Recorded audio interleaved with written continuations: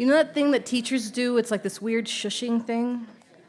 I've never tried that, but this actually worked well. Thank you. Welcome back. We are in a very exciting portion, the pitch competition. I know folks have been looking forward to this all day. Essentially, we have 5 companies. They're going to present each for 5 minutes, and we have an illustrious panel of judges that are about to be introduced. I'd like to bring up Jorge Calderon, Managing Partner for Inicio Ventures. Jorge Calderon is Managing Director for both Inicio Ventures and Hispanics in Philanthropy Impact Investments, leading the startup economy wealth generation work and investments into Latinx-led startups. He previously founded a skill building and campus recruiting software platform for college students and led Impact Strategy Advisors, a boutique social venture and investment design consulting firm. At UC Berkeley, Haas School of Business, Jorge is a continuing lecturer who created the Impact Startup Launchpad, Startup Disco, and Berkeley Changemaker Big Ideas curricula, managed the Berkeley Impact Venture Fund, and is involved with inclusive innovation programs. Please welcome Jorge Calderon to the stage. Thank you. Wow, okay. Let's get started. Holy moly, that's warm. That's a hot light. All good. Wow, hola, Boston. How's it going? Yeah? Hold on. I gotta do some management here. Okay. Everybody else was not as tall as me, so apparently. Okay, so I am so excited to be back. And first, I have a few things that I have to get off my chest. First of all is, on my bio, I forgot to add, I am actually a micro business owner as well. I'm an artist on the side of all the other things I do, right? We all wear lots of hats. And so I actually have my own art studio. So I am a micro business owner myself. So very excited to be participating on both spectrums of the entrepreneur world, from micro businesses all the way to scalable businesses. Wait, where's my list of, okay. So I also have the privilege of thanking lots of folks, because any of these events are a team and community engagement, right? We have to do this all together. So lots of folks to thank. Of course, our co-organizers, Amplify Latinx, Boston Impact Initiative, and our wonderful WBUR and hosting us here today. Thank you so much for all you've done. It's already been incredible. The speakers today, was everybody here for the speakers earlier? How incredible were they? Fantastic, correct? Yes. And then we have lots of folks that helped out with the pitch competition, and I'm actually going to read all of them. So Roxanne Sarmiento and Monica Hinojos Capes of Amplify Latinx. Individually, thank you for your being competition partners in all of this. Betty Francisco and Samuelidad Hogan of Boston Impact Initiative, thank you so much. Marisa Nieves of Innovation Studio, thank you much for your support as well. Marcia Chong Rosado of Cinematic Labs, who is also going to be a judge, participated in all of this as well. Selection committee, there was lots of folks involved in selecting from 100 or plus entries down to the 5. Lide, I should have probably read all these beforehand. Lide Ringifo, beautiful name. Luis Roman, Marisa Nieves, Ed Galan, Hope Rose Gibaldi, Tessa Murphy Trombeliti, see, casi, okay, Jessica Angeles, Jorge Andrade, Monica Martins from my team, pitch coaches, also Monica, Heather Jean McNeil, Andrew Fitch, and then organizations, I think we mentioned a few of them already, but Cinemateca Labs, okay, thank you. M&T Bank, who also helped with funding for this. Mendoza Ventures, thank you so much. Mass Challenge hosted us last night for the reception and all of your support there. Again, Boston Impact Initiative and Investors of Color. Wow, that's a lot of people involved. That could be my whole 10 minutes right there, just naming everybody. Well, so great seeing all of you here in attendance today. It's really, it warms my heart. So this is a little bit of a homecoming for me. So I spent 5 years of my formative years in Boston. in my 20s. That was a while ago. Things have changed since then, but it's grown. Last night, after a reception, I went to the North End where I used to live, which was, pretty dominated by the Italian community, and I heard Spanish all around me. Things have changed a lot in Boston. We're now at 20%, at least, Latino and Latina in the general greater Boston area, and it's really exciting for this kind of growth to be part of, the whole universe of Massachusetts. So I have a few remarks that I'll start with, and then I'll kick off the pitch competition. First of which is to tell you a little bit about Inicio. So for those of you who don't know, we're a national impact investing platform. We both invest directly in Latinx-led startups, but we also participate and manage some of programs that are about ecosystem building for the Latinx startup ecosystem. I'm joined today by two fantastic teammates. I'm going to have you all stand. Monica Martins, where are you? Are you here somewhere? Yes. Oh, hi, Monica. Yes. She's based in Chicago as well as North Carolina. You can ask her why. And thank you, Monica. And then Jake Lefker, who's over here. He is now our Greater Boston person. He lives not so far away. Thank you, Jake and Monica, for being here. And then through Inicio, we obviously make these direct investments in early stage scalable companies. We're agnostic of sector and agnostic of location in the United States. We've made 19 investments over the last few years. 68% of those are in what we would call rising regions. I think Boston would qualify at this point as a rising region, especially for the Latinx community area. About 60% of our portfolio is Latina-led. We're very proud of that number. In fact, one of them is here today, Cindy Bilardo from Sunny, a personal care and wellness startup who now lives in Massachusetts. You too can also stand up. Awesome. And then complementing our investment strategy is our 3 ecosystem building programs, one of which is called Angel Path Academy. If you haven't heard about this, this is a curriculum-based training for folks that are mid-career and graduate students of Latinx backgrounds. We take you through about 8 weeks of curriculum with 35 other peers, and it's a fantastic way to get entrance into the angel investing world. Our hope is to actually have 10,000 folks go through this program over the next 10 years. While we can't create 1,000 fund managers, we can create 10,000 angel investors. So that's our way to also create influence in our space. Another program that we run is the Venture Latinx Coalition, where we had the pleasure of getting to know the Amplify Latinx folks.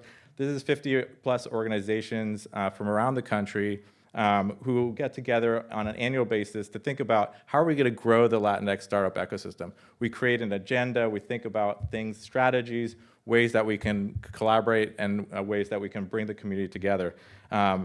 Other folks that are also part of that is Juan, who was from Semilla, who spoke earlier today, and folks from the VC Familia, who we have present today. And then we have our regional award program, which brings us to Boston today, and to this great special occasion. Under the regional award program, we have what we call now the Latinx Startup Hub Tour. The goal of the tour is to really highlight the contributions and incredible potential of regional Latinx startup ecosystems across the US, and to create a bridge and link across all of these communities in order to grow our collective voice and influence.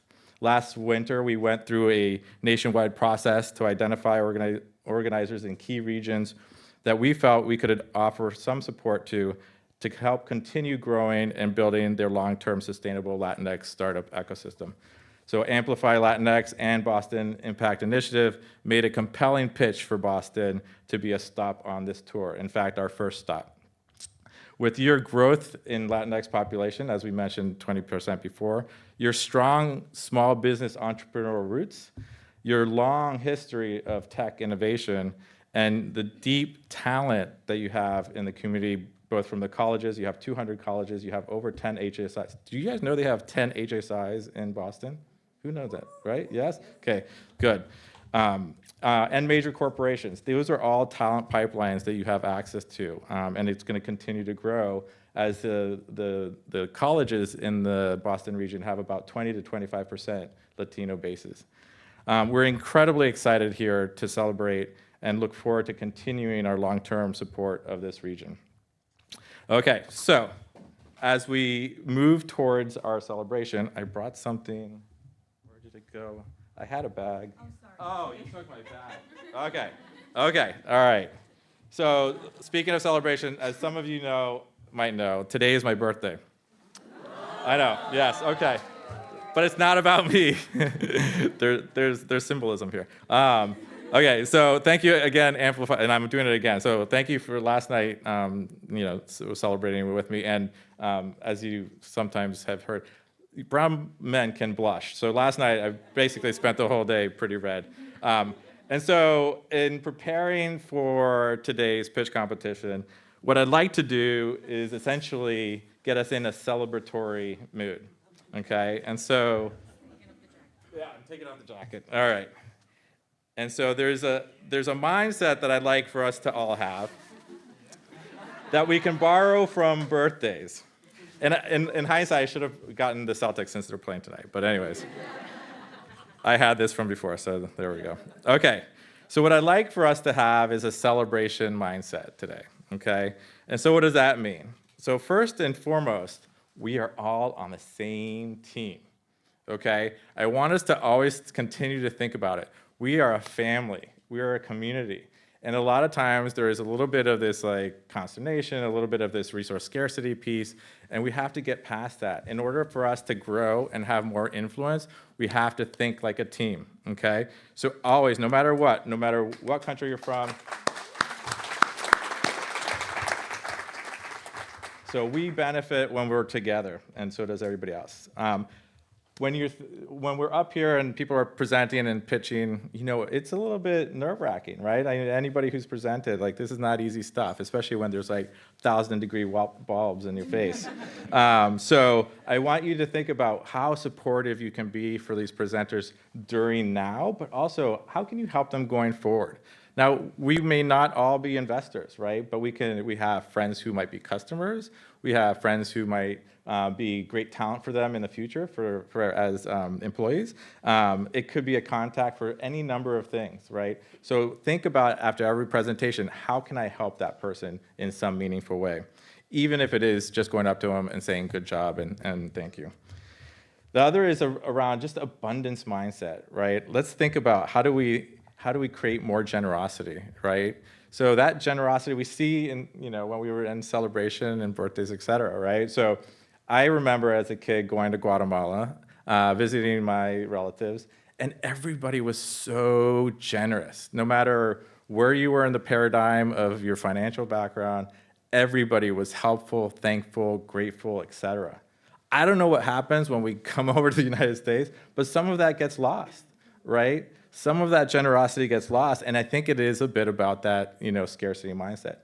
So think about more. Think about how we can create more, how we can grow more together.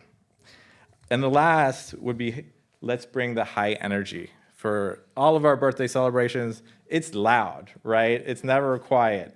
So this should feel like a fiesta today. As we do the pitch competition, it should have high energy. So when people get up here, you should clap like crazy. When they finish, you should clap like crazy, because that's meaningful to them. That's really important, okay? So as we think about today, think about how we can do this all together and how we can be supportive of the presenters and our community. Does that sound good? Are you with me? All right, awesome, fantastic. It's way better without a suit jacket, by the way.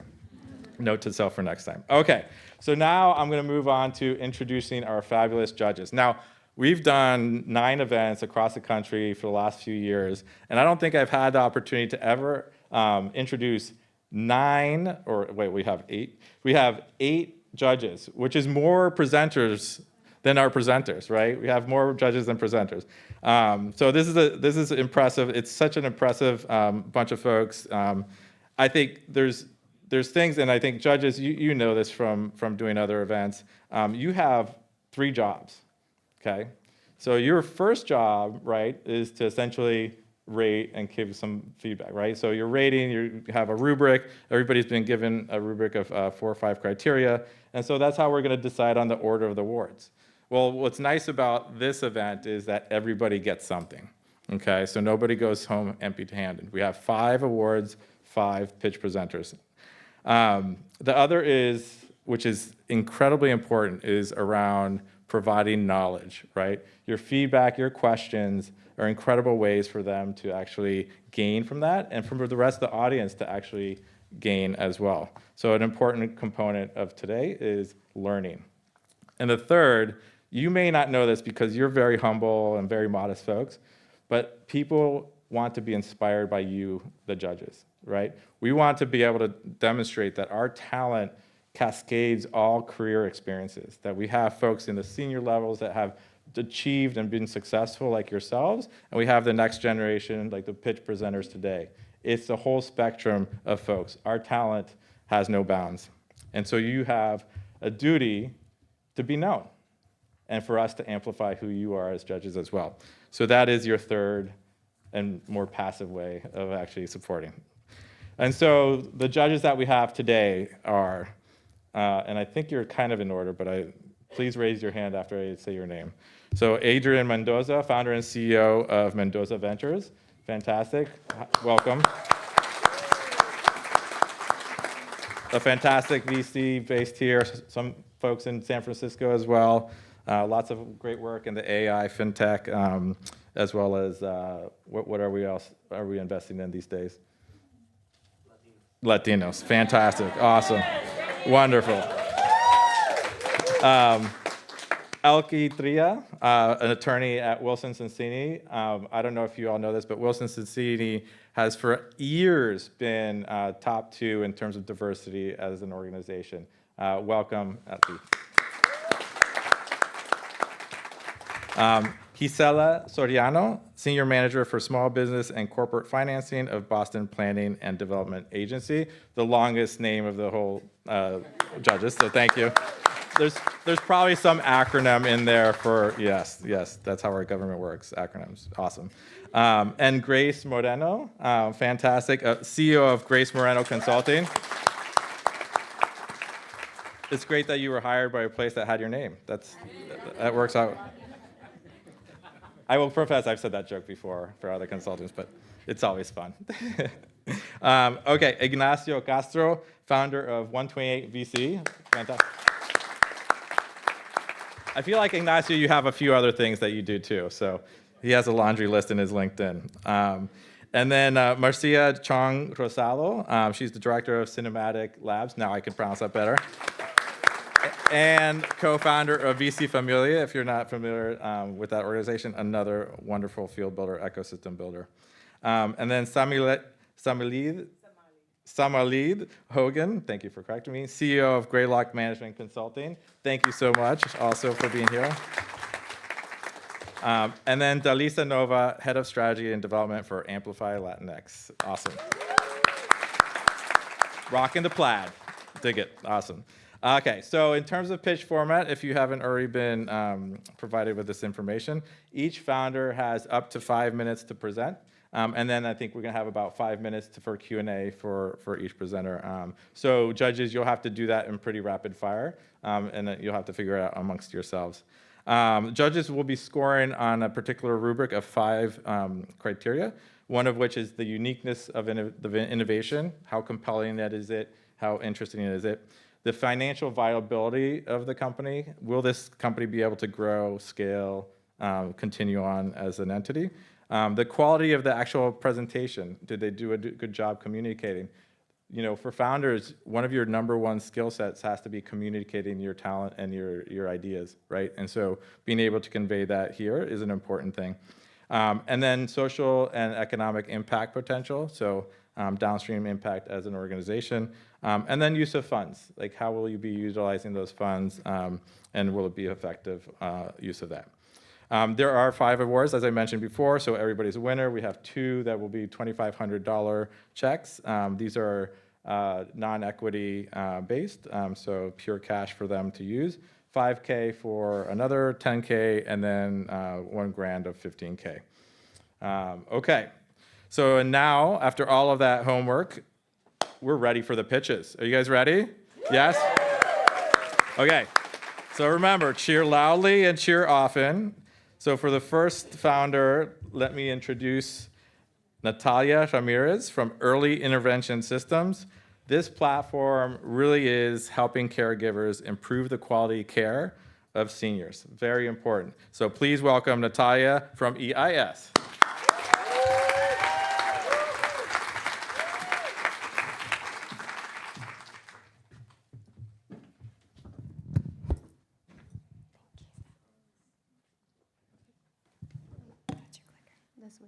Perfect.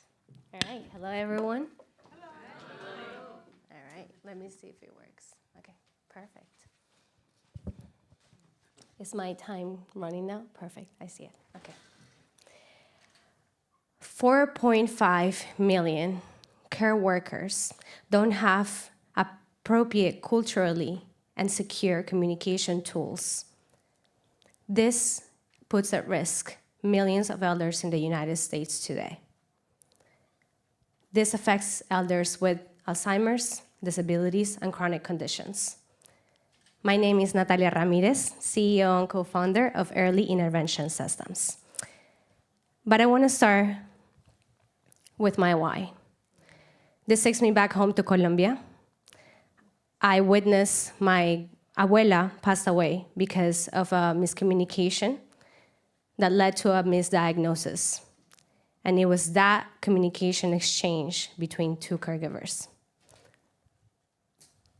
Every year, $426 billion are spent in the US trying to solve this problem for elderly population. So that's why we created Juni. Juni is a digital notebook for senior living and healthcare to improve communication gaps among care teams, nurses, and every team involved in the elder's life. In 4 easy steps, we have the healthcare facilities help their care workers save time and the stress, but also while saving money and saving millions of lives. These 4 steps, I'm gonna give you a quick example. We have Mary Jean on the left. She's an actual caregiver of us using EIS or Juni, and she documents things as she goes. She can speak in Creole, her own native language. She can say something like, Bob lost his dentures. He's not gonna be able to eat lunch if the next shift doesn't find it. Then you have Maria Antonia, who speaks Spanish. She can read or listen in her own native language, which is Spanish, what Mary Jean said. With this communication exchange, Maria Antonia can go ahead, find the dentures, and report back, adding that continuum of care. Bob found the dentures, or we found Bob's dentures. And guess what? He was able to have his lunch. And this is actually a true story that happened 2 weeks ago in one of our South Florida facilities when I was training them. The 3rd and 4th step have to do more with AI data integration, that we can actually help the administrators with integration of alert systems so that these care gaps can be reduced, but also incident reports and reinforcing that caregiver burnout that we want to remove from our communities. We're targeting senior living and healthcare markets right now. Our total expected total addressable market is of $1.2 billion, but we also have envisioned a possibility of scale to adjacent markets. This includes retail and hospitality, where we also see really messy shift transitions.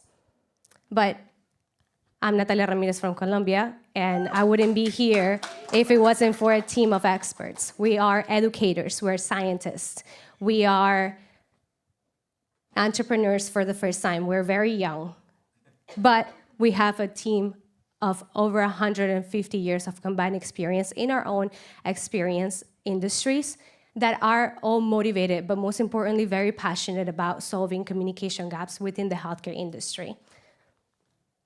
So without the support and my leadership, we wouldn't be able to have gone to market within 10 months, get our first paying customer, get 4 signed, sorry, this is a lot, but gets 4 signed LOIs for purchase. Thank you. Thank you. Within the next 2 months in South Florida, and a major verbal agreement for a hospital in New York for a pilot that's paid in the next coming months. Thank you.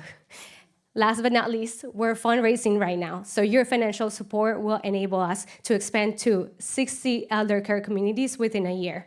So please join us in having this vision being a reality in your homes, whether you have an elder at home, whether you have an elder in an elder care community, whether it's back home in Ecuador, in Mexico, wherever your elders may be, but to expand that to healthcare, because we can save millions of elders' lives. Thank you for listening.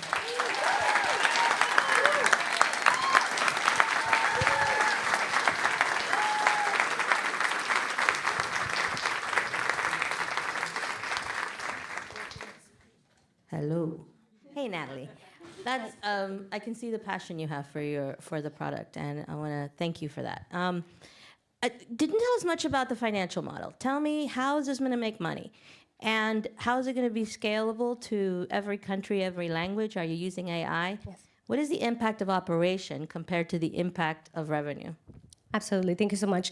In fact, I was so emotional about the story that I forgot to mention that our business model is B2B SaaS. Our pricing model is based on number of beds and features that we offer to each of the communities, and we work with custom return on investment models for our current customers. So to give you an example, we are looking at forecast census for a assisted living community up in Rochester, New York. That's a 42-bed community. So we look at what that ROI would look like for them, and we look at the number of beds and the features that Junie provides on that platform. That's the first part of the business pricing model. For early adopters, we're charging $10 per bed per month. That's going to market for the small to middle communities. Those communities are between anywhere from 10 beds to 100 beds, and each corporation has anywhere from 1 to 6 facilities that we do on a land and expand model. Then we also have an approach within the next 10 months to go into the middle market segment. So those are corporations that have anywhere from 6 to 20 to 30 communities, and each of those communities have anywhere from 50 to 100 beds in each of them. And the leverage by AI is being able to translate our system user interface into all languages, so our primary users can be accessible in terms of tutorials and everything. But right now we're low on resources, so I've been able to do that everything in person in 2 languages, English and Spanish. Thank you. Yeah. Natalia, so first of all, one of the things that I really appreciated was how you started with your why, and that I always think that I did throughout the presentation, I just felt a sense of direct lived experience with your abuelita, and those things are so important to, and I could tell, like, so what I'm saying here is, like, keep that authenticity. It was so refreshing to see that, and never lose sight of that as you continue to have pitches and in these conversations.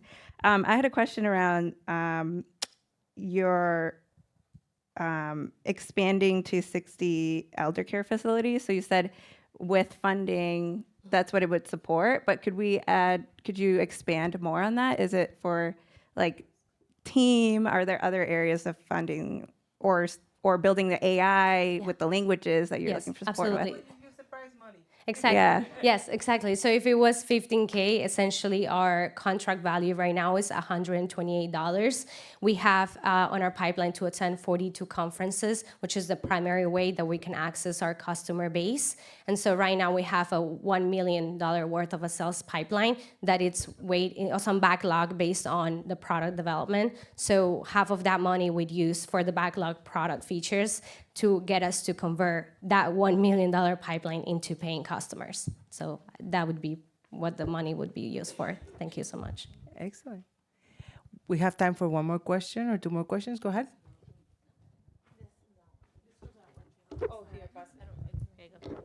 Thank you so much for your presentation. Who is your competition and what makes you different from them? What sets you apart? Yes, thank you so much.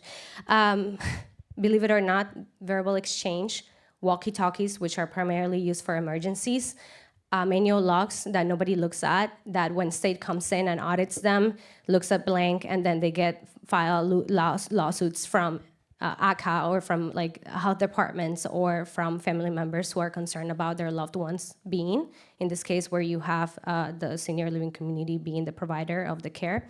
So we're competing against removing WhatsApp group chats, which is very common.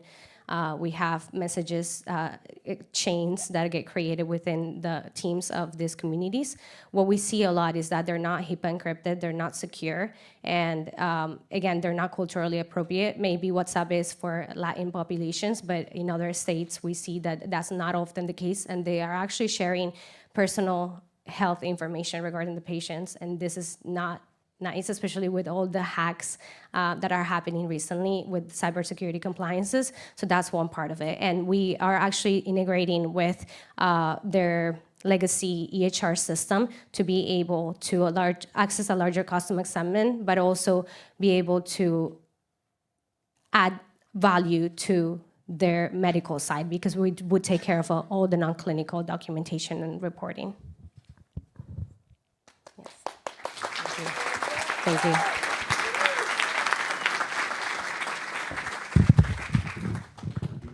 Okay, actually, before we wrap up, I do want to make one of the things I love about doing this is how can we connect other Latino businesses to you?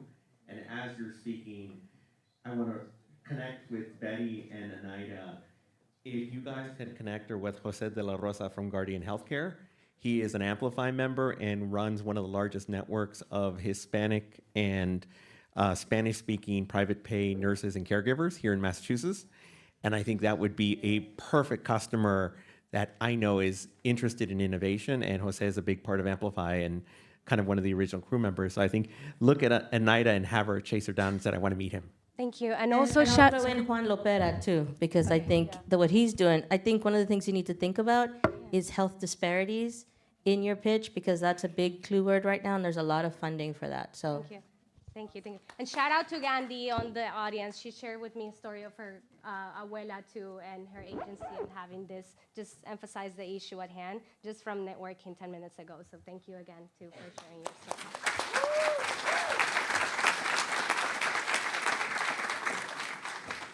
Can we give Natalia another round of applause?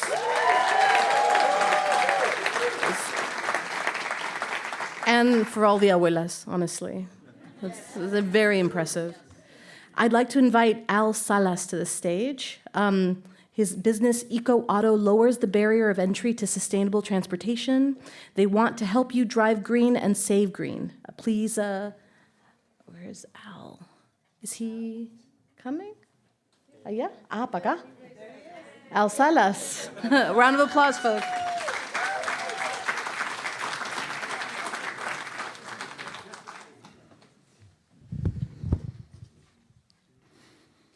All right, well, my name is Al Salas, and I'm with Eco Auto. And my clicker, I want to make sure that it's working here. All right. Can everybody see that all right? All right, well, our company believes that if more people drove eco-friendly vehicles, we would have a real solution to the climate crisis that we are currently experiencing. But I wish it was as easy as that. Environmental justice, or injustice, is a real problem. In fact, highlighted here, you can see just in Massachusetts, in the colored areas, where we don't have charging infrastructure or capital available to develop this charging infrastructure in these communities. And what's interesting is that these communities are mostly lower income as well as minority communities, if you pay attention. What's interesting, that the challenges for these consumers transcend beyond having the wrong infrastructure for charging. It's vehicle costs, it's education about incentives that they do qualify for, as well as limited availability of options that are affordable for them, not to mention range anxiety. But there is an even bigger growing problem in this industry. Electric vehicles do have a higher cost up front, and I compare it to simple interest versus compound interest. We pay a higher simple interest up front, but the compound benefits are incredibly greater. And we, although didn't find or didn't create the problem, we believe at Eco Auto that we found the solution. In fact, we found the solution to conserving resources by keeping vehicles longer on the road, as well as lowering the barriers to entry by enabling these rebates and incentives that are available for people like us that we're not utilizing. In fact, here in our platform, you can see 3 vivid examples of vehicles like a 2018 Tesla that someone like you and I can save over $10,000 in select markets. I just want to talk about rebates and incentives real quick. Over the last 6 months, our company has been able to put over $750,000 in people's hands, affecting their monthly payments, their monthly budgets, as well as their fuel savings, having a real impact in these households. Our value proposition is to remain a one-stop shop platform, not only through our dealerships that you can see right here in Tewksbury, Mass., but also through our online platform, and continue to scale that impact in our communities as well as other communities. And we believe that this business model is scalable nationwide. Just to give you a quick synopsis of what we've been up to, in the first year alone of business, we were able to produce close to $10 million in sales. And we're expected to double that this year. But that's not what is exciting us the most, even though our customers love us and we are being profitable now. What's really exciting for us is this figure right here. We've been able to reduce over 2.5 million pounds of carbon dioxide in the environment just by being able to facilitate these vehicles for our customers. So with all of that in mind, those are the things that makes us a really climate impact-driven business. But we know, and this is what we would use the money for, that community outreach and educational workshops are really the key to continuing this sustainable revolution. And we believe that with your help and anybody here that's willing to help, we can level the playing field so that we can have access to technologies that are not only better for us and our economies, but also better for the environment. As a minority business, thank you very much for giving us the opportunity to be here and to putting this amazing show together to help people like us that are making an impact. Thank you very much.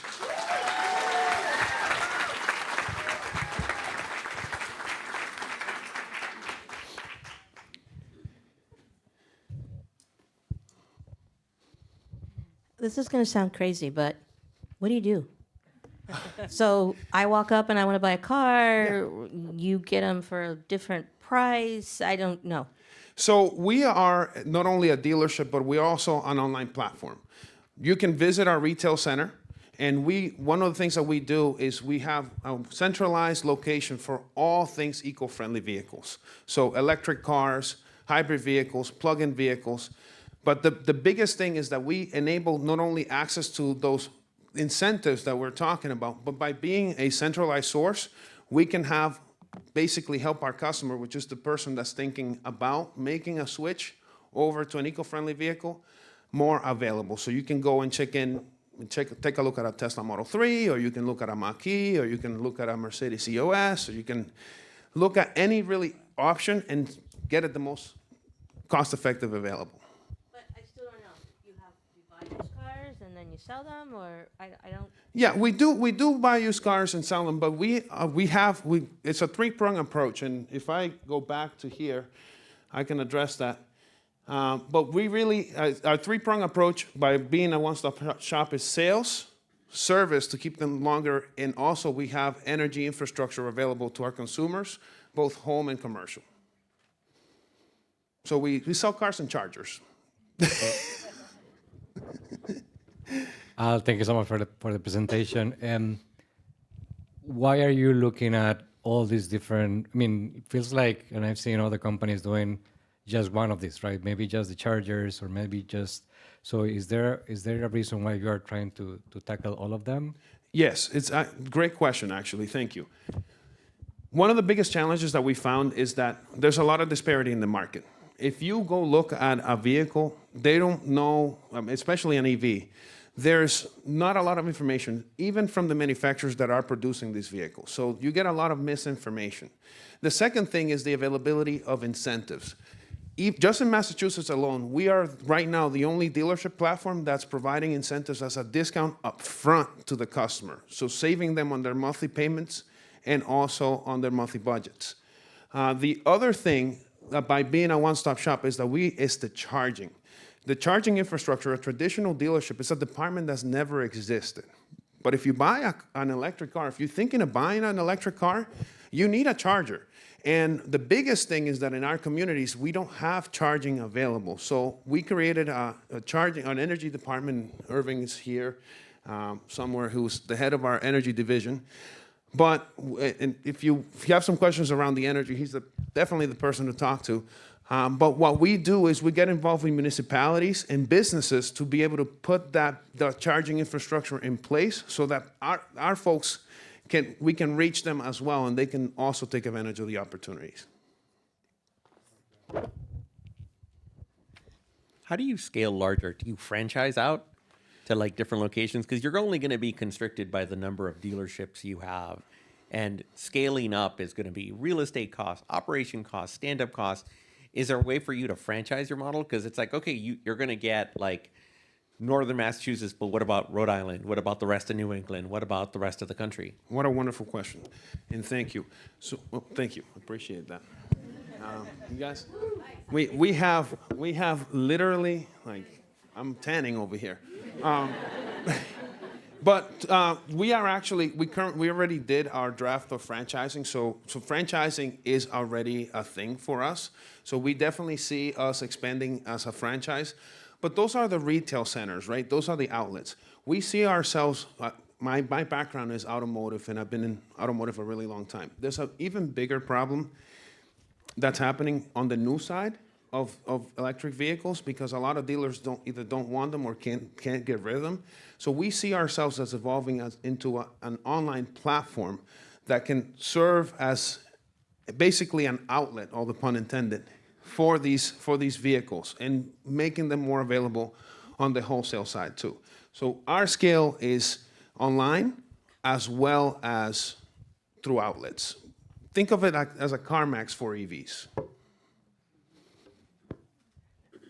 Okay, thank you very much. Thank you.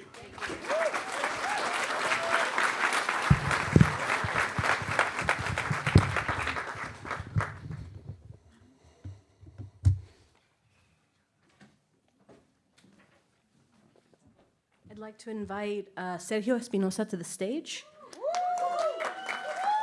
Manca Inc. was started in 2017 as a food safety consulting company that offered the Serve Safe Manager course in Spanish. Since then, it has grown to be a full-service bilingual food service consulting and design company with over 6 years of experience in the market. Please welcome Sergio Espinosa of Manca.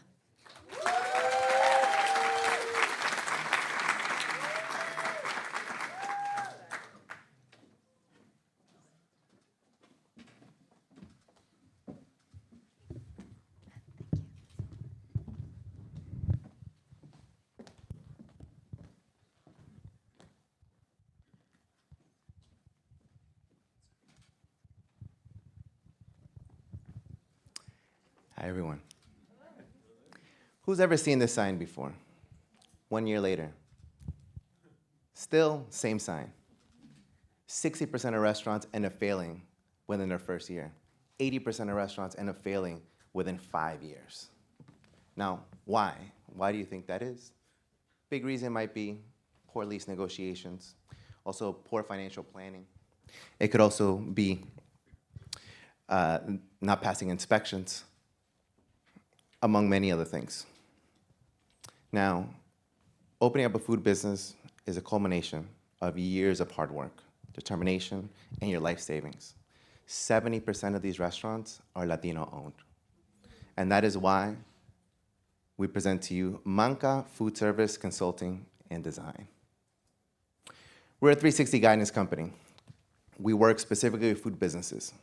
We're here to be able to help you all the way up until your grand opening. And how do we do it? We provide help in feasibility studies, marketing strategies, design to build. We also help in licensing and project management and food safety as well. We're a solution that will help a food business succeed.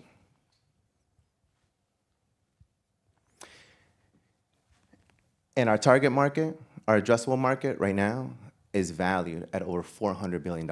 There's a huge desire for the services that we provide for our Latino businesses. We're looking to obtain, however, a very smaller market. We're looking at $50 million or 1.5% of the Latino restaurateur market here in the state of Massachusetts. And we've been doing this for the past 6 years. So in this past 6 years, we have helped to turn into reality the dreams of over 150 families. We have helped to certify and train over 3,000 entrepreneurs. And even we have helped to create over 5,000 jobs. At Manca, we believe that empowering job is the best way to be a social entrepreneur.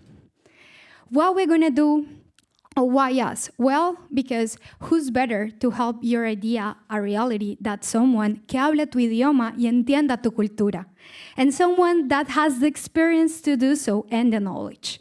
We can understand your traditions and your story, porque también somos parte de ellas y también hemos vivido esa historia. We can make your vision a reality at a competitive price. So what we're gonna do with this money? Well, with this use of funds, we can invest in marketing, we can hire new staff, but most importantly, we are going to create a sponsorship program for our employees, like myself. Through Manca, I just got my work visa. So we have the team that make all this possible. We have over 40 years of work experience within the areas of law, marketing, finance, food safety, design, and hospitality. Our team, mainly composed by women, can have all the knowledge that it's required to accomplish the culinary vision of over thousands of Latinos. Join us while we help our community. Thank you.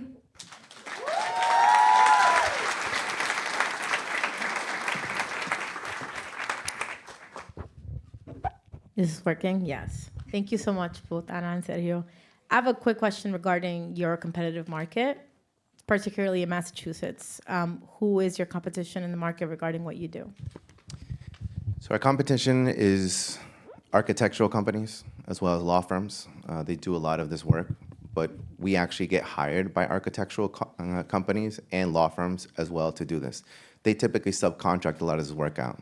We have a saying within our company, we say, zapateros o zapatos, right? So we specialize in the food part. Architects specialize in the building, but they hire food service consultants to do it. So what we've done is we've brought all of that together.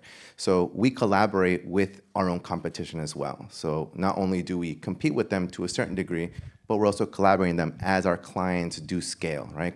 Projects will get more complicated as they go on.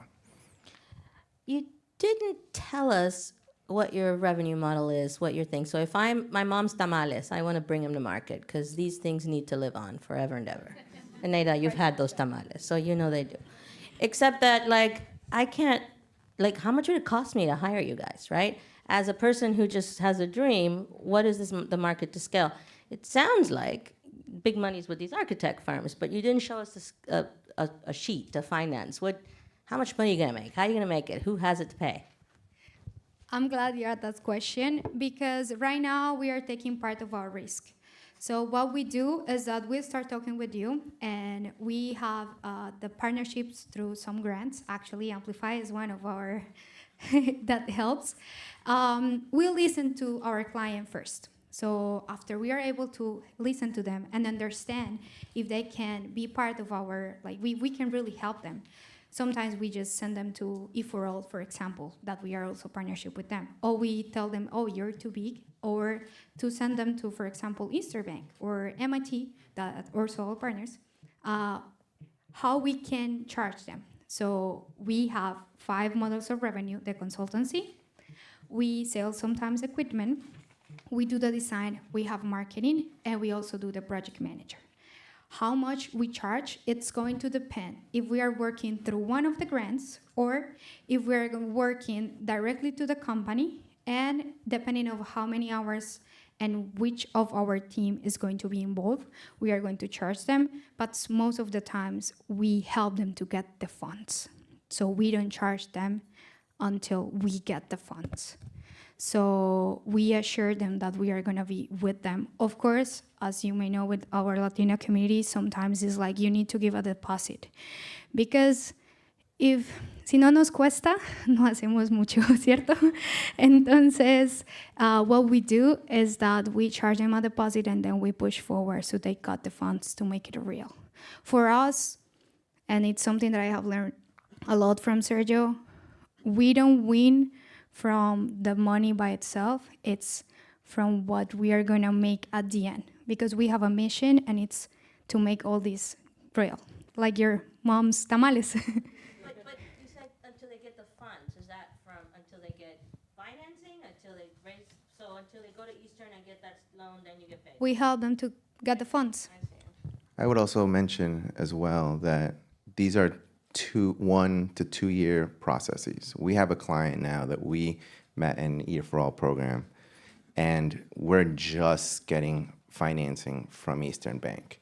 And we work through 3 grant programs for them. 2 years later, they finally got their food permit. So it is a very long process, because we understand that the last thing we want to do is bankrupt the local food business, right? Sometimes they're not ready to take the step into legality, let's just call it that. But we do work with them, because at the same time, we need to be scalable.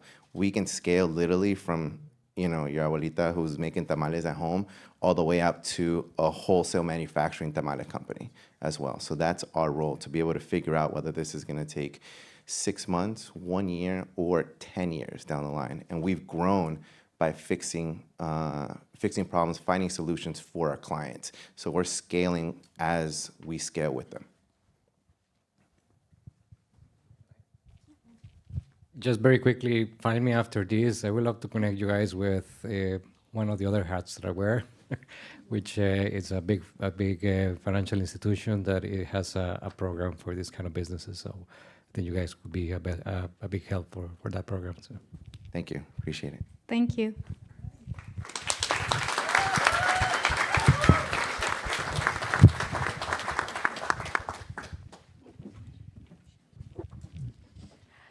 I'd like to invite Angela Sanchez to the stage. Merge Tech instantly finds top-rated minority construction subcontractors and job seekers. Please welcome Angela Sanchez of Merge Tech.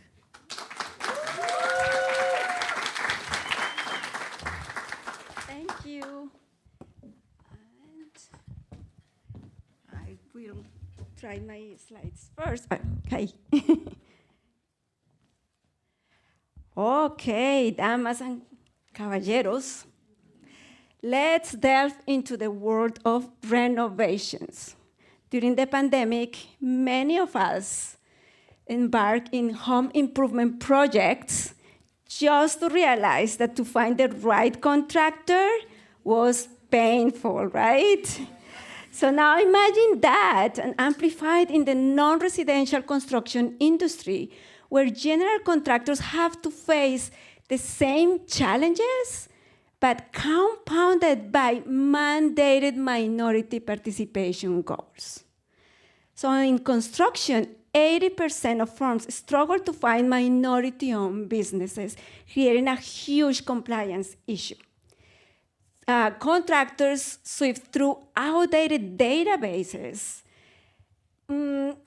like from several certification agencies, trying to find these qualified subcontractors with no systematic method to track compliance.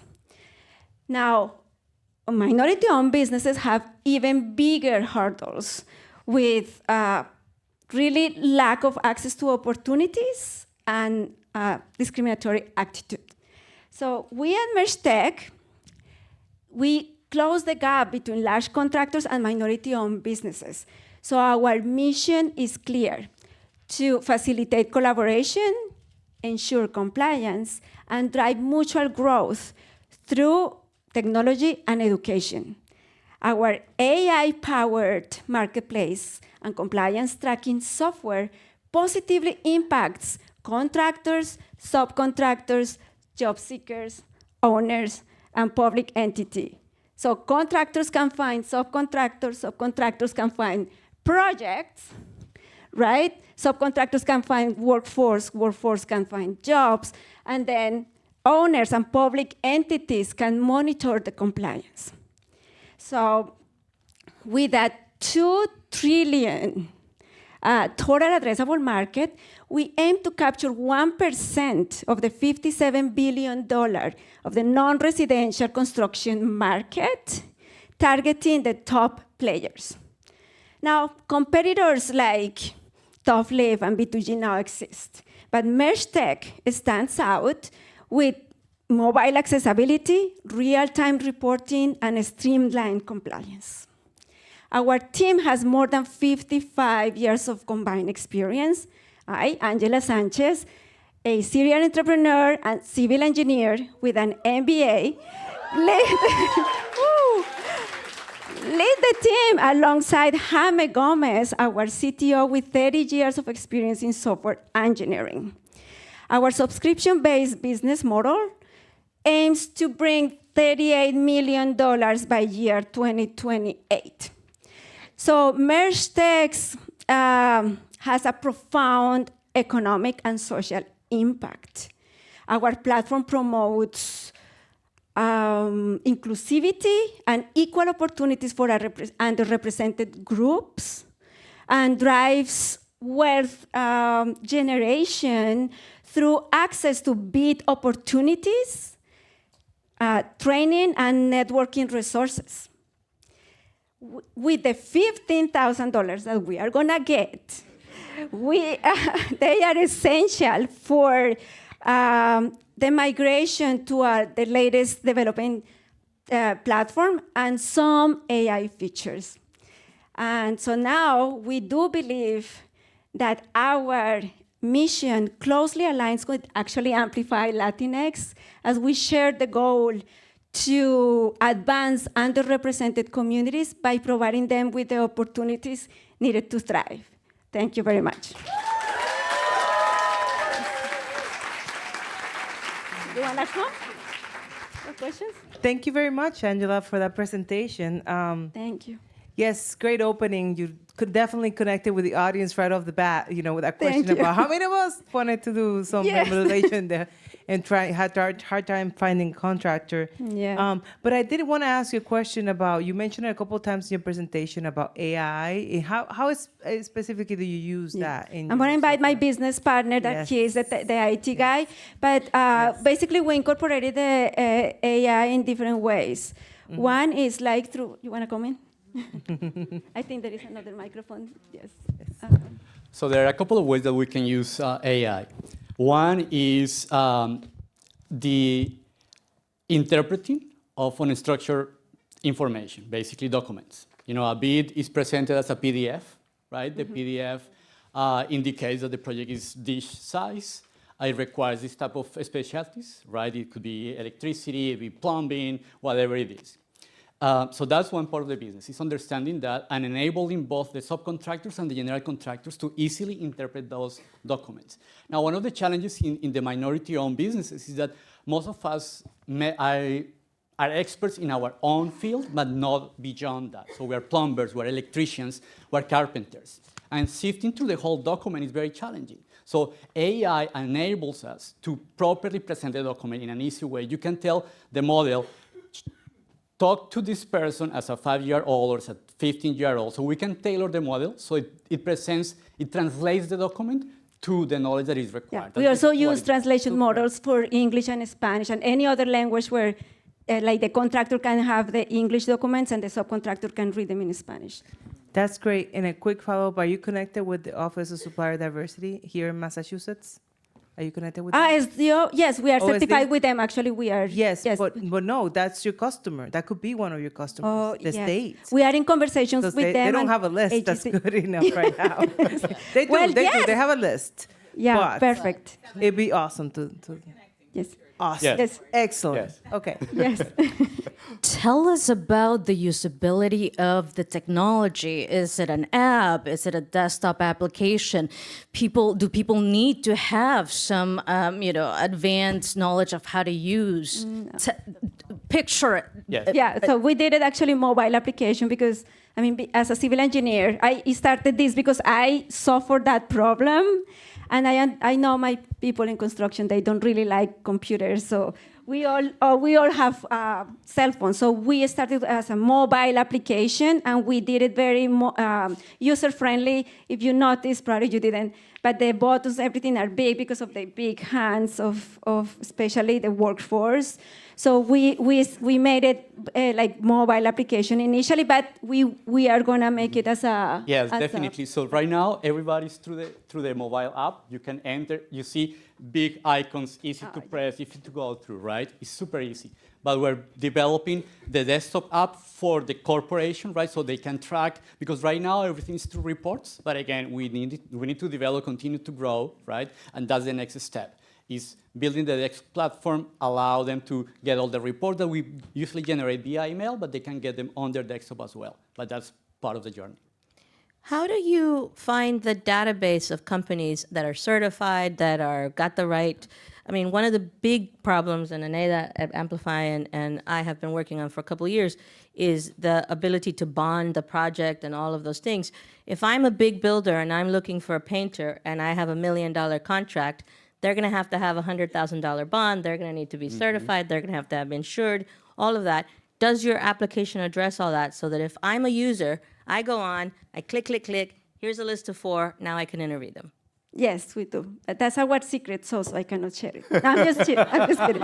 No, basically, we are going with all the database from the different certification agencies, WeBank, SDO, City of Boston, Massport, all of those certifications. What we are doing, they are outdated, a lot of them. So what we are doing is that we are curating all those leads, making sure that they are still certified businesses. We are including in those databases information, financial information, like bond capacity, because we understand we want to help the contractors find the right subcontractors by providing them with the right information, because just to provide them with the contact, like phone number and address is not enough. So we are including financial information. We are including EMR ratings, which is safety, which is huge in construction. So we are curating and adding extra information to that database. Angela, thank you so much. I have 2 questions. In that slide where you had the subscription tiers, just remind us, have you tested that out yet? And if so, like, who has been the primary payers so far? Has it been the contractors versus subcontractors? And then I forgot my other question, so we can start with that. Okay. Well, our principal target market is the general contractors. So they are the ones that we are charging like $500 a month to have access to the marketplace. And for the compliance tracking, we are charging $20 per project per subcontractor. So that is an extra revenue stream for us when they go to the execution part of the contract. It's like a utility model. So as you pay as you go. You pay as you go. If you have 20 projects, in each project you have 20 subcontractors, you pay for each of them. That's how we measure. So it seems fair. If you're a small general contractor, you pay for what you use. If you're a large contractor, you pay more. Thank you. I just remembered, can I ask the last one? Oh, no, we gotta go. We gotta go. Next time, during the social hour. Okay. Bye. Thank you. Thank you.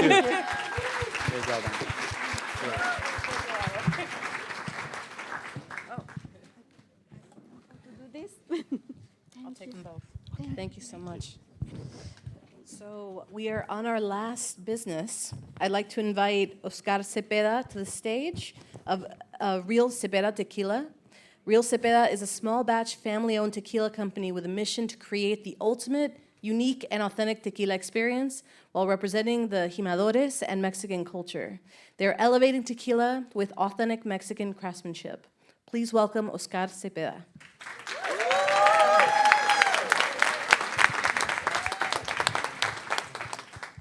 Thank God I sell tequila because you made me wait all this. Got me all nervous and stuff. All right. Okay, perfect. All right, welcome to Cancun. Welcome to Puerto Vallarta. My name is Oscar Cepeda. I am the co-founder, along with my father, of Real Cepeda Tequila. We're a small batch craft tequila family-owned business, Boston local company. And what we started here, and the reason we started is for two main reasons: to make sure that we bring an authentic aspect of tequila. I bet you, and I can assure you that tequila is much more than just your college experiences. There's, Mexico has much more than offer in that tequila aspect. But more importantly for us, it's to represent our jimadores, our workers back home, our immigrants here in Massachusetts. And sadly, now the industry is, celebrity-owned, and you see now, oh, this is the tequila off. This is the tequila off. And what about our people? What about the workers that are back home in the agave fields working for us, working for the real aspect of tequila? So what motivates us is that passion of artisanal aspect, the way that we create our agave. We want to disrupt, this formula of what tequila is, the crazy night plus rough morning. We always say you're gonna love us the next day when you actually are fine, when you are able to work out, to be productive. And that's why we want to create an experience that changes that mindset. Tequila has this very unfair aspect of, if you have a bad experience, then you hate tequila. No, you hate what you tried. Not all tequilas are bad, right? So why we do this? We bring Real Cepeda Tequila, and the reason we're different is we have 5 main different processes in our tequila process.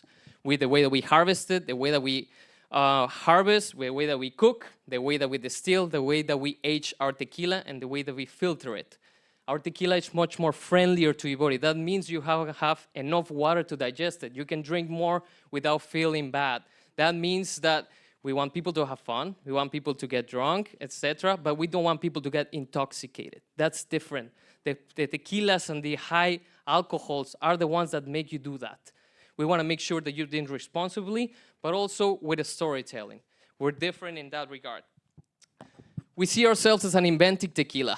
We have 3 main differences that connect us with our customers. We're Boston local, we're family owned, we have a story behind us, which is much more than just the bottle, and we're craft. One of those 3 things will ring a bell to you and will get you to get maybe 1 bottle, get a drink. And after you try those, then you can tell me what you think.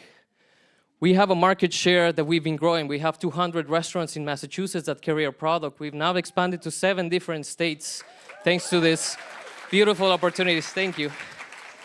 And this beautiful graph that you see here, that when I sent it was different. We've been growing exponentially. We have now about 500,000, and we've grown about 74% every year. If we keep this track, we're gonna grow about 45 the next year, with about almost 1 million of sales. And we've been doing this through our own self-distribution, which is I wanna see the time, thank you for that. We produce, we import, we export, and we distribute our product. We're very unique in our vertical model. That means that we have 2 things. We're able to get good prices, but more importantly, the people that talk to us talk to real. We're Real Cepeda not because of royalty, because we're real, because we're authentic. We have a very unique connection with our customers that allow us to have that experience that we're looking to have. In our vision with our price, this large scale and growing comes with a pain and comes with its hurdles. For us, having the ability to have a van, to have a driver that will allow us to be more efficient, to gain more customers, and to have more of that real, authentic experience that we want to have with our customers. So ultimately, it's summer season, margarita time, so we want to implement those marketing aspects with this price that we have here as well. Please join us. Welcome to our family. We're family-owned. Just scan the code. We have 20 recipes over there. Follow us on our socials. We do a lot of tequila classes. We want people to get educated. Tequila is much more than just the shot, the salt, and the lime. It represents our culture. It represents who we are as Mexicans. Please, viva Mexico. Please follow us. Thank you.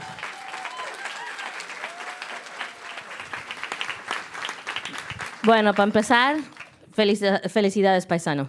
I'm Muchas gracias. from Mexico. My brother is a tequila guy, and he does his tequila out of Guadalajara, tequila. Nice. Where do you grow? Where do you import from? What is your process? What are your employees? Where is your plant? Do you own your own agave? Do you buy it? What is it? Is it organic? Tell me, where's the product coming from? Where the hell is there an agave plant in Boston is what I want to know. I wish there was. Tequila can only be grown in Mexico. Thank you very much for your question. Our vertical process is very interesting. Tequila is a highly regulated product, so you can only produce it, bottle it, and bring it to the United States from certain areas of Mexico. We do have our own agave fields. We partner with a distillery partner that creates our own formula that is dedicated only for New England taste. It's not that harsh Mexican, oh, I want a tequila and it needs to be rough. No, it's something that is smooth, something that you want to really savor. That is where we have, and we, with our own licenses, we import, with our own licenses, we distribute it, which makes that vertical integration. I can proudly say that 2 of our products, which are the only tequila-based products in the market right now, for the house margaritas that are bottled in Massachusetts, it's from us. We do have 2 products that are like that. Walk me through your products. I enjoy a good tequila. I've known a few people here to do tequila tastings in our office. And so... I love you. Yeah. We should talk. Would love to do one with you guys. But walk me through the product. What's the cost of the product?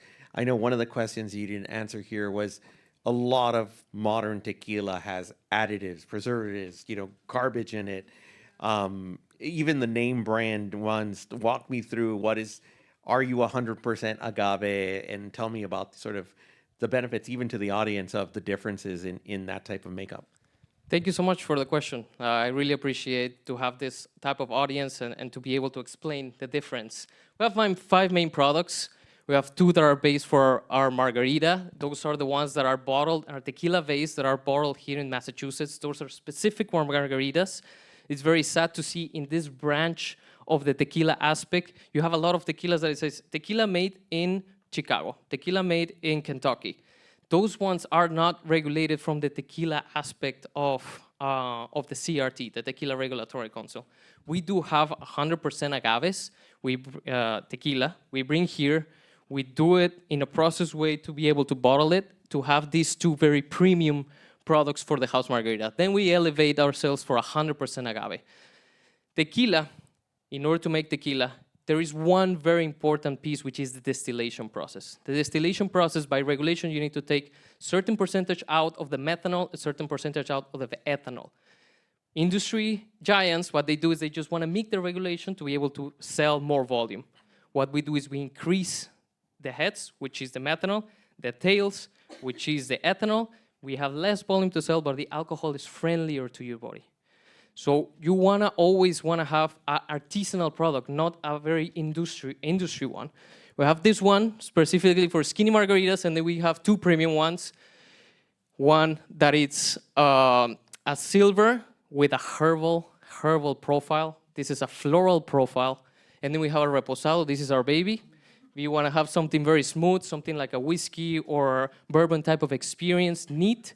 This one, you're going to have a great time. And the next day again, I think you're going to remember that you're going to have a great time. Why no añejo? Añejo, it's a very interesting process. So tequila, just real quick, in order to call it reposado, 2 months in the barrel. In order to call it añejo, 12 months in the barrel. In order to call it extra añejo, 3 months in the barrel.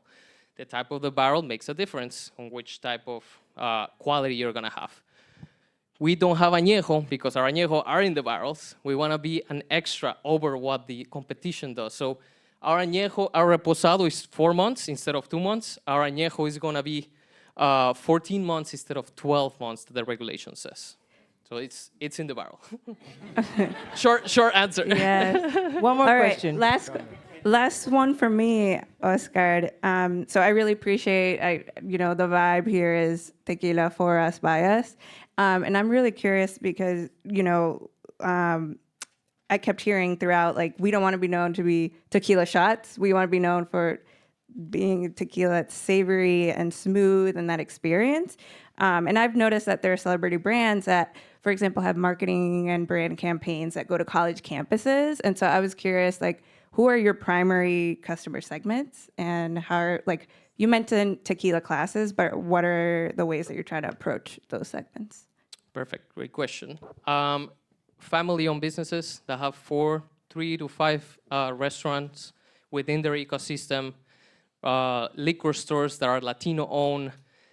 When you are heading into the corporate side, those levels of engagement, those levels of decisions, they only want to have the big players that are going to give them big marketing money and how to make money.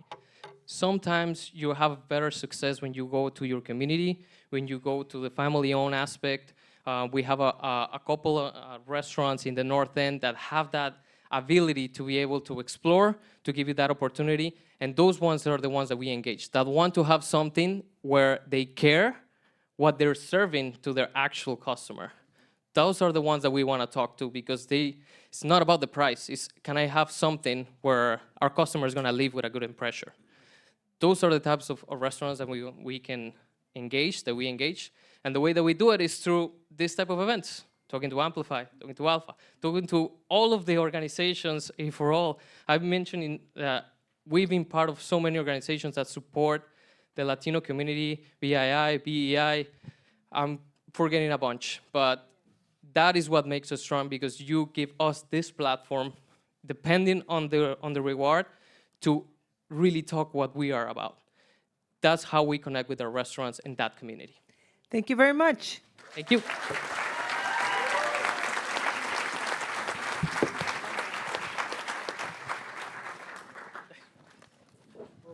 Well, folks, we're on to our final break, but don't go away. The judges are going to deliberate in the green room. In the meantime, we invite you to take pictures outside and to stretch your legs a little bit, but stick around because we have an awards ceremony, and we'll see who won this thing. 15 minutes. 15 minutos.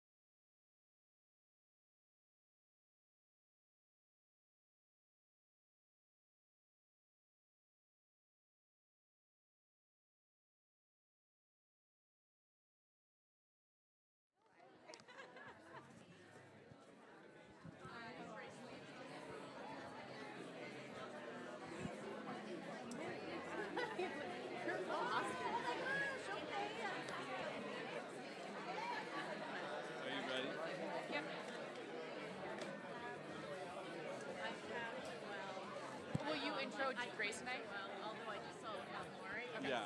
or do you want me to just go? I'll introduce you and you can do. So how was it?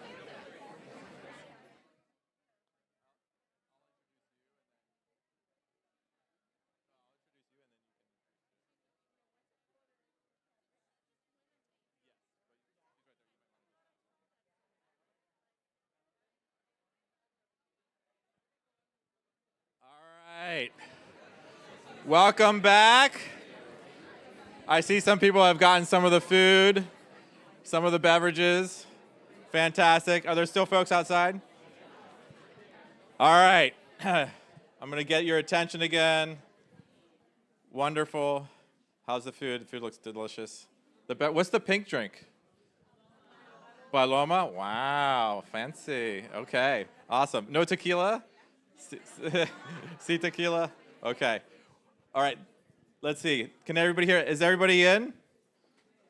The great thing, so I love innovation, right? So you can hear me here. You can hear me in the foyer. And if you're in the bathroom right now, you can actually still hear me. So those of you in the bathroom, hurry up, come back out. Love the innovation. Okay, so that was wonderful. You did your job. Thank you very much for being, so engaged, enthusiastic, and like getting people to feel good about their presentations. Presenters, fantastic job. We have two things to do right now. One of which is to start off with our Community Leadership Awards, and then once we've completed that, we will be giving out the pitch awards themselves. Okay. So to present the Community Leadership Awards, I'm bringing up Monica Martins from Inicio to lead us in that conversation. Monica. Woohoo! Thank you, Jorge. And I have a special guest that will help me hand out the awards as well. Grace Lee, the Massachusetts president of M&T Bank. Round of applause. She's the reason why she was vouching for Boston. So this is our first stop in Boston, first stop of the whole tour. So we're really excited to be here today. These awards really are highlighting all the work that is happening in Boston. I think, the importance of amplification, teamwork, the jersey here, it's all about highlighting our community together. So this is a little bit about what this award ceremony will be. So our first award is, do you want to announce it? The Founder of the Year Award. Funder of the Year Award, excuse me. And that will go to the Boston Impact Initiative. Woohoo! BII, as many of us know, has made significant strides in supporting the Latino community in Boston through targeted investments and community-centric approach. BIE's commitment to centric capacity building and Latino entrepreneurs has, with the skills and resources needed for sustainable success. So, let's see our beautiful award. Here we go.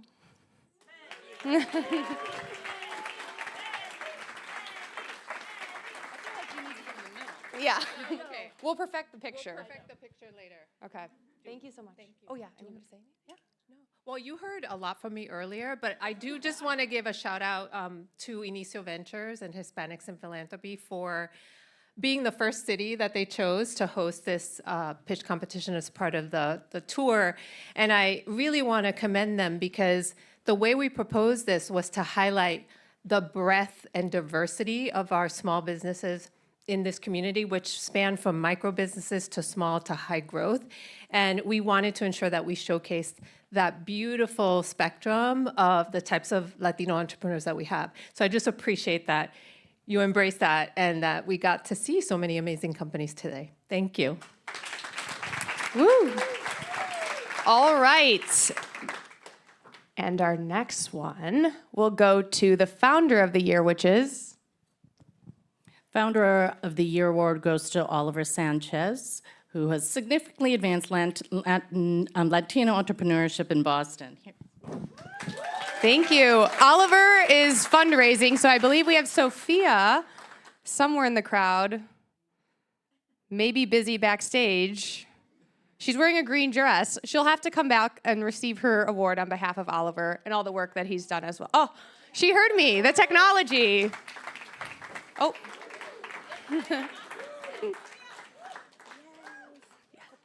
Yes, please. So On behalf of Oliver Sanchez, I'm super happy that he got this award. He's a hardworking Latino. He definitely deserves this.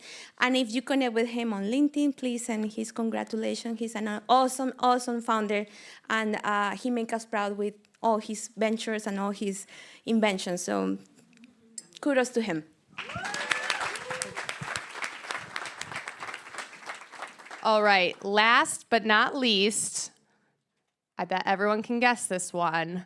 Our Field Builder of the Year.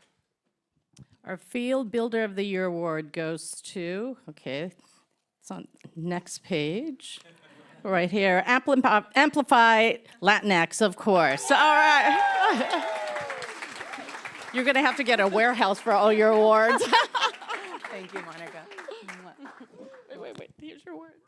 Thank you. Well, first of all, thank you all for being here. This is such a special honor to be able to partner with you guys.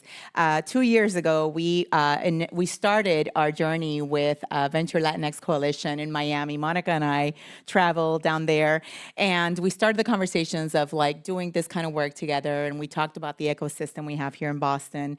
And then this year, Monica went to Austin. I couldn't make it, but we continued the conversation, and of course, here we are.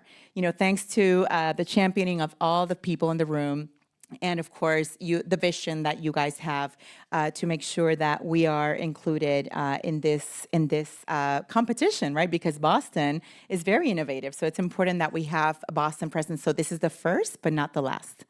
Okay, so thank you so much, and we're delighted to be here. Great. Well, those are our awards, so let's now get to the money.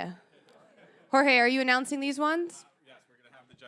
Thank you again. What a big hand again to all the community leader awardees, to Grace and M&T, and to my wonderful colleague Monica, who has been leading the awards program for us, and she has been the one facilitating all of these tour stops along the way.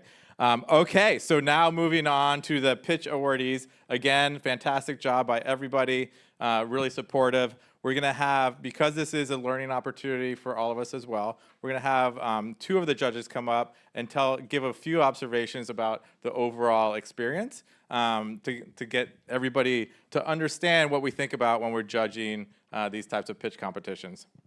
So they're coming up. All right. All right, go for it, ladies.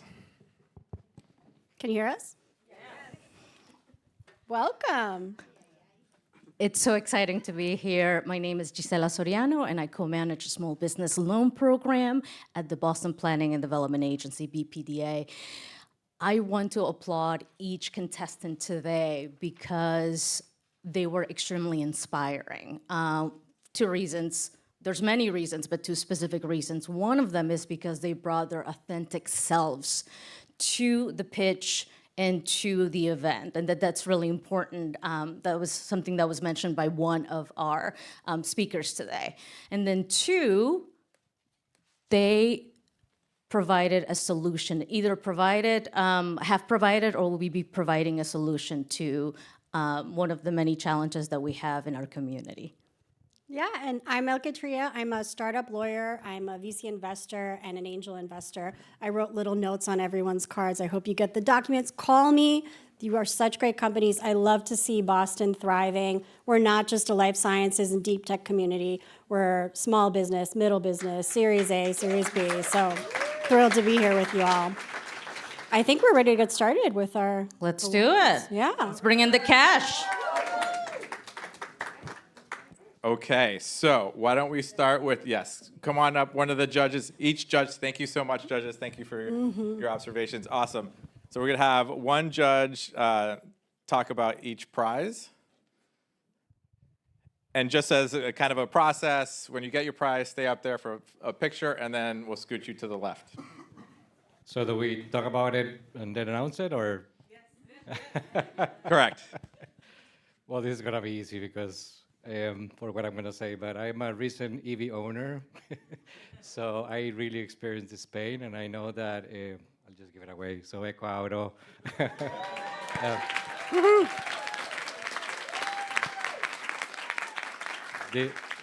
I think what you guys are doing is super important, right? Sustainability, climate change is a real thing. So really kudos for that. And I would say that the only thing that I would say encourage you guys to think about is how to simplify the pitch, how to make it clearer in terms of what you guys, I think you guys are doing a lot, which is great. And I think that's kind of just continue to push the business and kind of make it grow faster. But when you are presenting, I think the fact that you have these 3 different business lines kind of sometimes can get in the way. So that I think that's an opportunity for you guys to just get better and continue to grow the business. But congratulations. Thank you.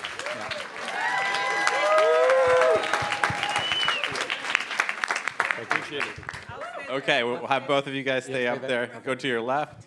Awesome. Okay, our next judge, who's coming up? Fun, great, thank you. Yes, let's keep bringing the energy, everyone. So, yay!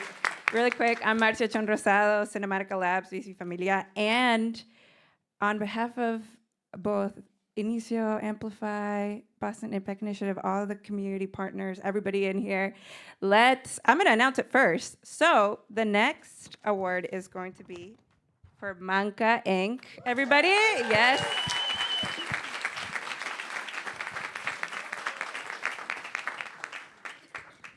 This is yours. You get to hold that. And so Sergio, really amazing work in terms of, we all know somebody who owns a food service business in our community or across our communities. And so the work that you're all doing, both for marketing, feasibility, and other services is so important so that those businesses don't close after the first year, like you said. And the other piece that I loved is that slide that showed everybody on your team is Latino from different parts of Latin America. And so truly not just the work that you're doing, but also who is doing the work reflects that and who it's for. From a feedback perspective, consider adding clarity on, you provide these different services, which ones are bringing in more revenue right now, and which ones are you anticipating to grow over time, and so really excited for y'all, and hopefully this can help with like the employer sponsorship and some of the other areas that you mentioned. So felicidades. Yeah. Wonderful. Okay, who's our next judge? Yes, fantastic. I'll take that over here. Oh, Marcia, stay up there. Oh yeah, we're not kicking you off. Come over here. Or you can hang out with me and hold Puppy while we give the check out. Puppy's gonna give the check. He's the little brown guy who works for me. All right. I think it's very obvious who I'm going to announce. I mean, come on. I mean, it was very easy. You do know I love tequila.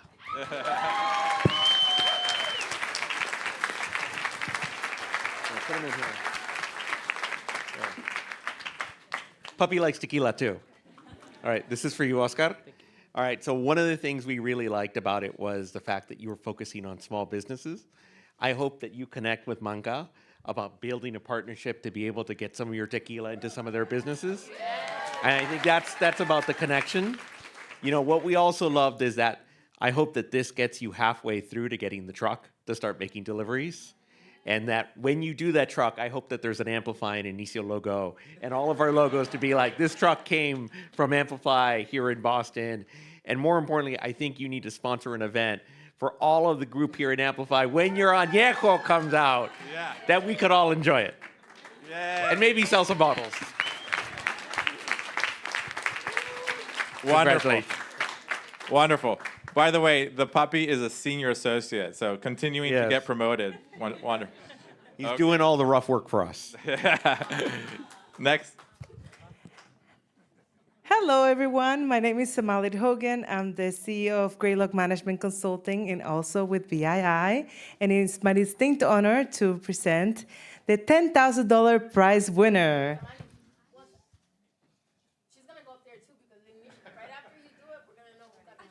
Okay. Thank you. All right. It is really hot up here, for sure. Okay. So, yes, that's true, because once I announce this winner, we're going to know who the grand prize winner is, right? So, here we go. So, the $10,000 winner is Early Intervention Systems.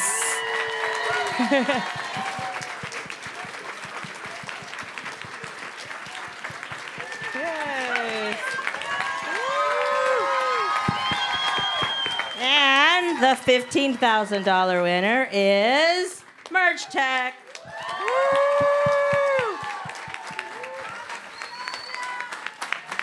Awesome. I just want to echo some of the thoughts from earlier. Everyone did an excellent job. I thought you, EIS, right? You guys did it. You did an amazing job with the storytelling, really telling us what the problem was, the solution, very relevant. And we were all there with our abuelitos, hoping that the nurses would talk to each other more so that we didn't have to constantly be visiting them at the nursing homes or at the rehab centers, making sure that everybody was taking good care of them if they just had good communication internally. So thank you, thank you, thank you.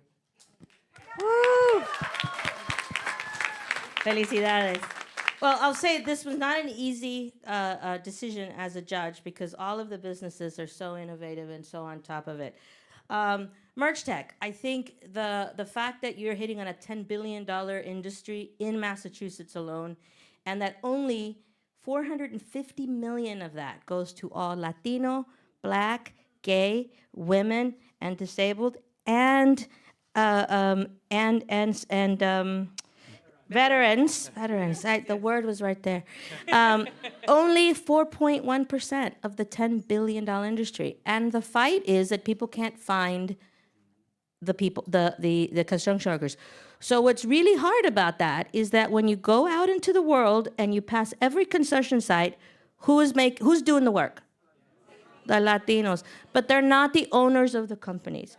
So you need to, with your organization and the platform that you have, building a tabletop platform is going to really help some of the bigger industries catch into some of that. So getting through the certification stuff, really, really beautiful work. It's very scalable. We're super excited about what that means for building wealth and lowering the wealth gap among the industries that are out there. I think that's an amazing tool, and you guys seem to be kicking it out of the park. So felicidades. Woo! Yeah.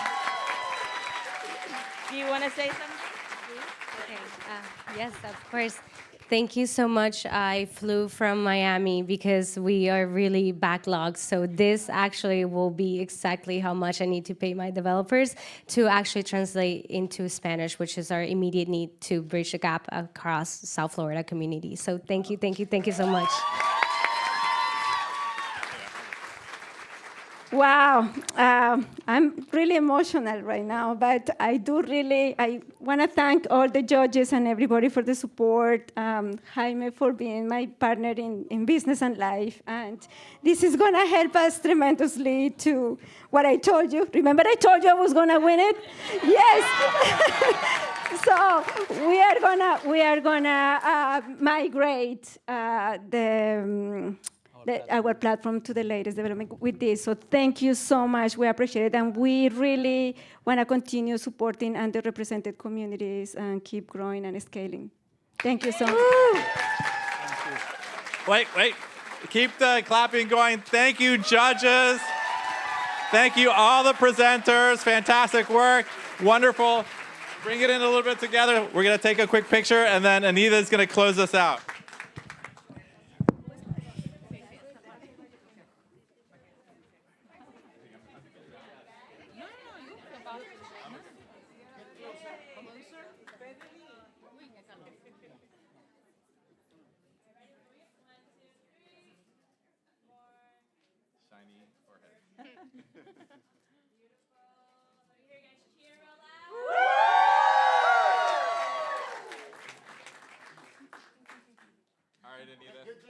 Oh, even closer? Okay. All right.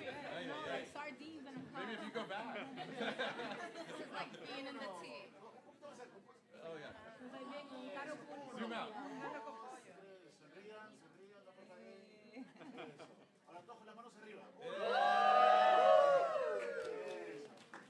Okay. Thank you, audience. Anita's going to speak, though. Finish us out. All right, all right. So again, I'm the only thing standing between you and drinks and food and all of that good stuff. So I'm going to be very, very brief. Before I close, somebody lost this little wallet. If you know the owner, I mean, it's got a bunch of different business cards in it, so I'm not sure whose it could be, but please come and find us so that we can give this back to you.